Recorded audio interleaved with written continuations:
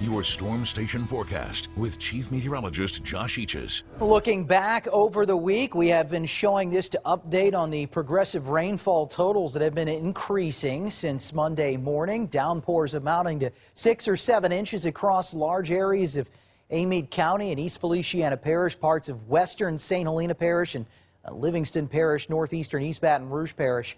Radar going with 6 to 8 inches in some of those sections. We saw an actual measured at-home rain gauge of about 6 inches in the Addis area. A lot of that fell earlier this week. Last couple of days been a little bit better shape in those sections, but the tropical air mass responsible for all this will stay in place, albeit a little bit drier today and tomorrow than it was over the last few days. It is still above average moisture even for the time of year, so we'll continue to see those showers and thunderstorms. That moisture increasing through the weekend into next week, so there will be no let up in the daily action. If anything, an increase later in the 7-day forecast. And as far as the timing goes, we should be on our usual rhythm at least through Sunday of late morning through late afternoon. Remember, we had those daybreak spells early in the week. Not really seeing that for Saturday and Sunday. Temperature map at this hour revealing the middle 80s, where we've seen a little bit of recovery and returning sunshine after some earlier showers. Baton Rouge at 85, 82 in Gonzales. The 70s in New Roads, Hammond, and Macomb. Some downpours more recently in those sections. Also seeing the wind take a little break here at Metro Airport. Earlier today it was out of the east-southeast between about 5 and 10 miles per hour. That breeze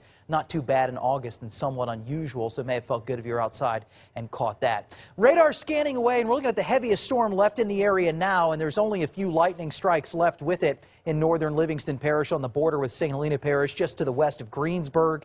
But this cell is a lot weaker than it was a few minutes ago. Look as we loop the radar here. Actually had a special weather statement from the National Weather Service saying we're going to keep an eye on that cell between Livingston and Denham Springs, but it has weakened very quickly since then, so no more concern and really not a whole lot of additional development now expected into the evening hours. We go to Futurecast, and largely quiet overnight. Get some coastal activity. Sea breeze going to start to kick that inland as we head into the late morning and afternoon hours. See, those cells will have similar motion to today, southeast to northwest, but moving, that's the key. Won't be able to park and rain out, so our flood concerns a little bit lower.